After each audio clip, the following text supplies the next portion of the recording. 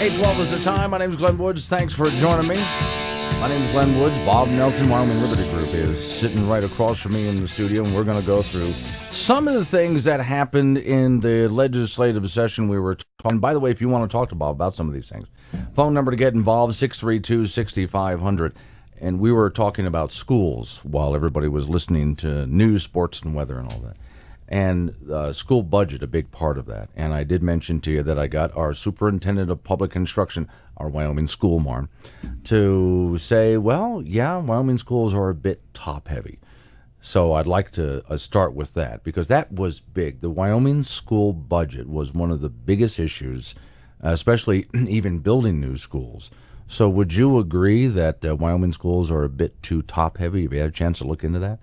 We have looked into it a certain amount, as has LSO, and I think some of the legislators are looking at it as well.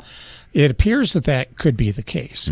When you look at the most recent available data where you can compare one state to another, comes from the National Center for Education Statistics.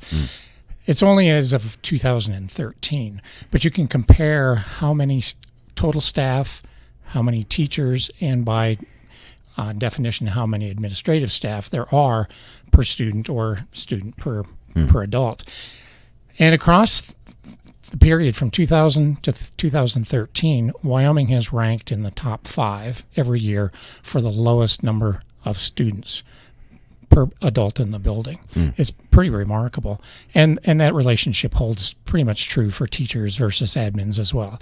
We have a few more teachers than average for the student body, which most people would agree is a good thing. But by definition also means that we have above average number of administrative people in one capacity or another. And of course, it's going to vary from one school district to another, depending on how big they are, what their needs are, and so on. But on average, Wyoming has a lot of adults in the building per student. Okay, now, one of the things I was asking you about is principals or other administrators like that on a higher level, because I went to a school that had thousands of kids in Florida when I was in high school, and I had a principal and a vice principal, and that was it for thousands of kids.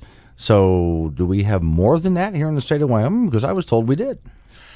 I can't tell you specifically. I haven't looked into that. But what I can say is the funding model, it's a formulaic spreadsheet that drives school funding, pretty much dictates what roles you're going to have. And the school district isn't bound to that specifically, but it pretty much recommends you're going to have these roles, at least in certain numbers.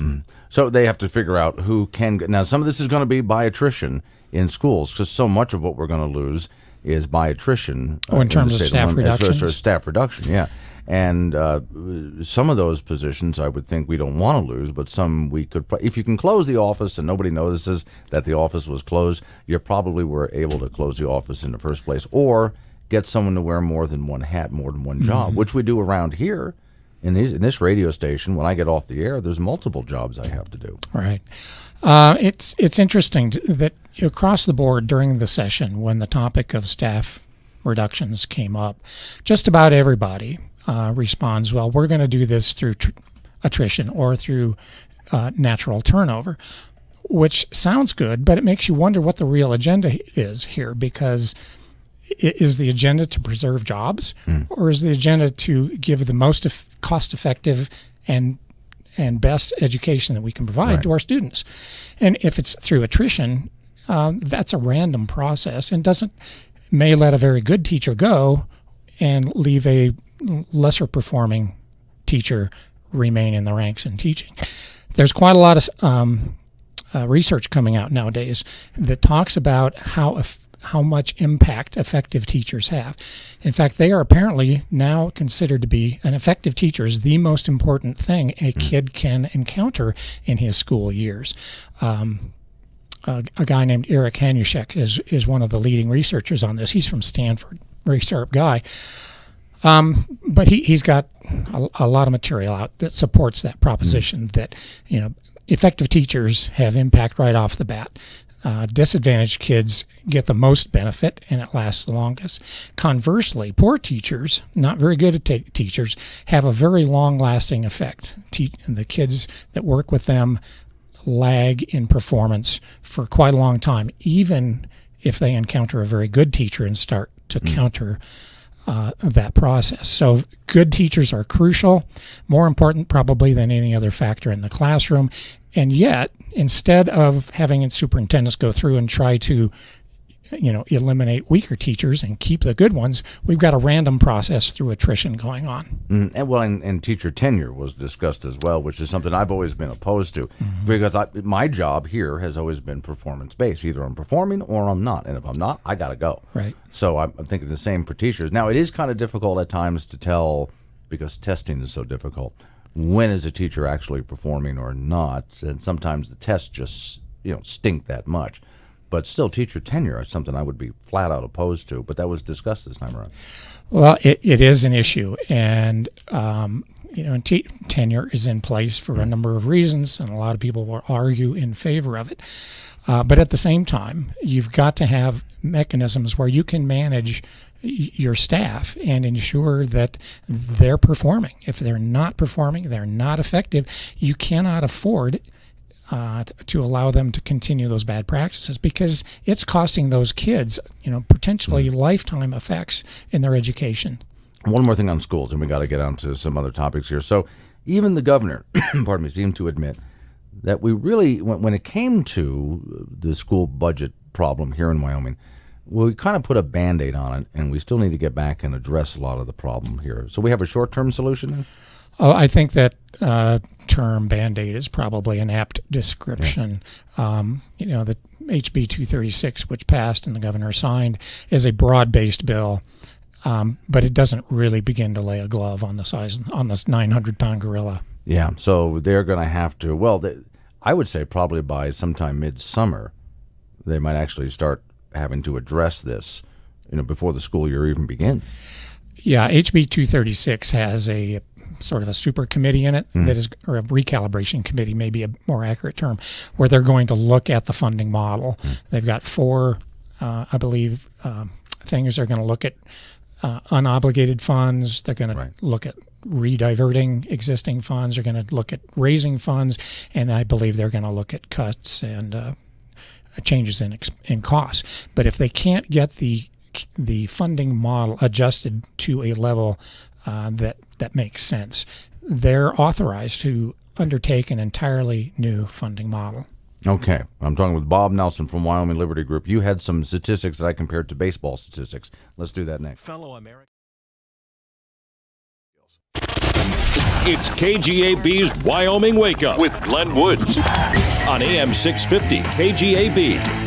Hi, I'm Glenn Woods. 8:22 is the time. Bob Nelson, Wyoming Liberty Group, has joined me, and we're going through what I'm calling sort of like baseball scores or something like that here. I actually think this is kind of clever. So what you're looking at is which members, I guess, of both House and Senate, and bureaucrats as well, proposed things that were able to actually get them through and get passed, and what are the statistics? So what do you have in front of us here? Well, I got a little curious after the legislative session ended this year, and wanted to see, kind of what the scope of the bills were, who introduced what.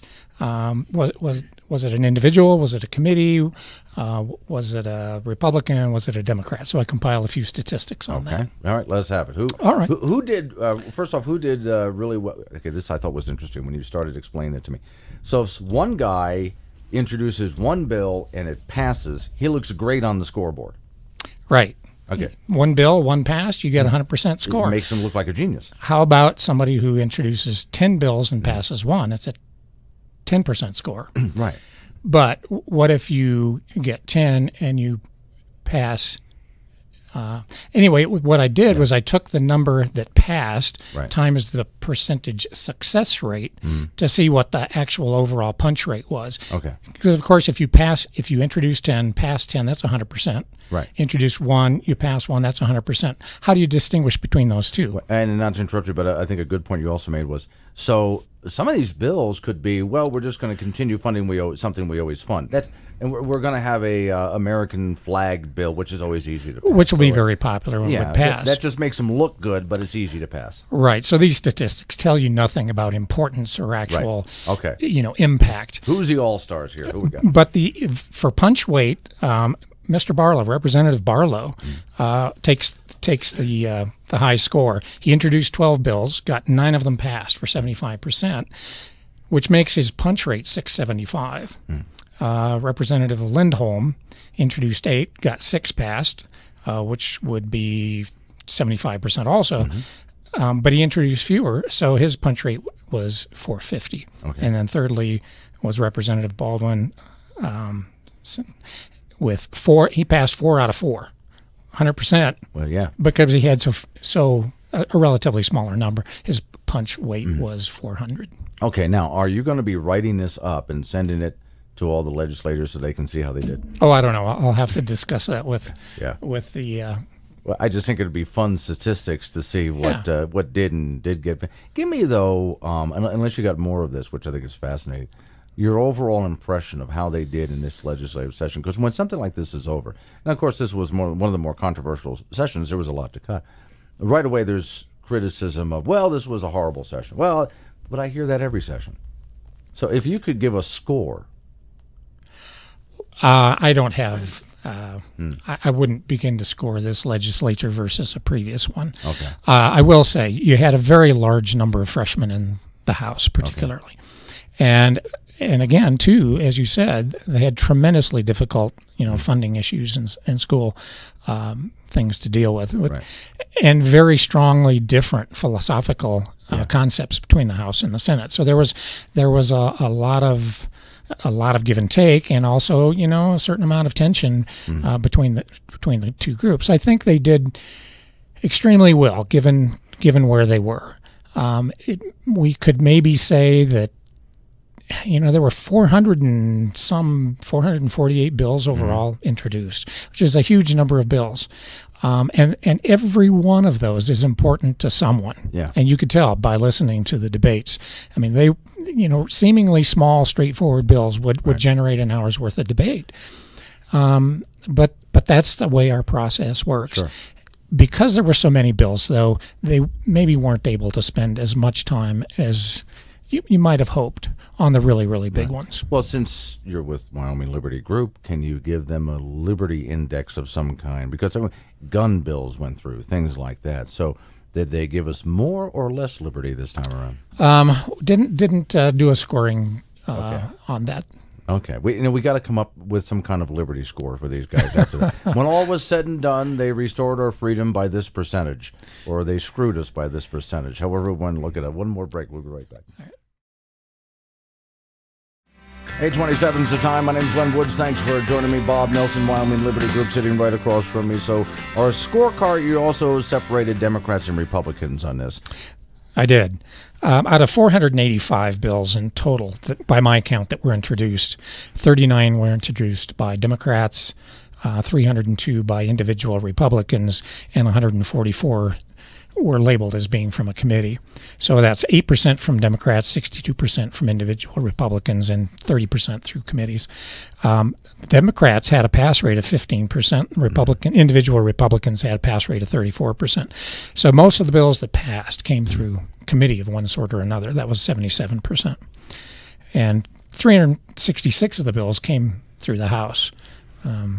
Bigger group of people with a wide-ranging ideas, so they introduced a lot of bills. Wow. Okay, so I was looking at a scorecard thinking, well, I guess the Democrats didn't do that bad this time around when you consider they're greatly outnumbered here in Wyoming. Well, interestingly enough, Representative Connolly came in third place for the most number of bills introduced, 10. She only got 2 of them passed, which gives her a punch weight of 40.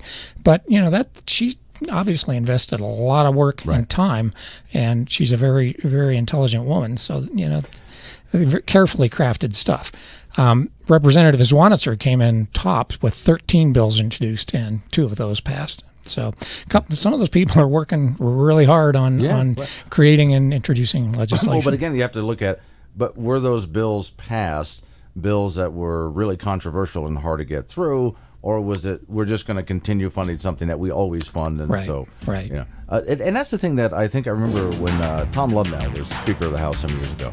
He said to me, "We never seem to cover the news stories about all the boring work that we have to get done. You know, just there's a few hot topics that everybody focuses on. And that's about it. You really need to write this up and post it so all of our legislators can see, you know, where they are in their punch weight next time around." Okay, well, we'll think about doing that. Okay, thanks for coming in. I appreciate it. You're very welcome. Good to be here.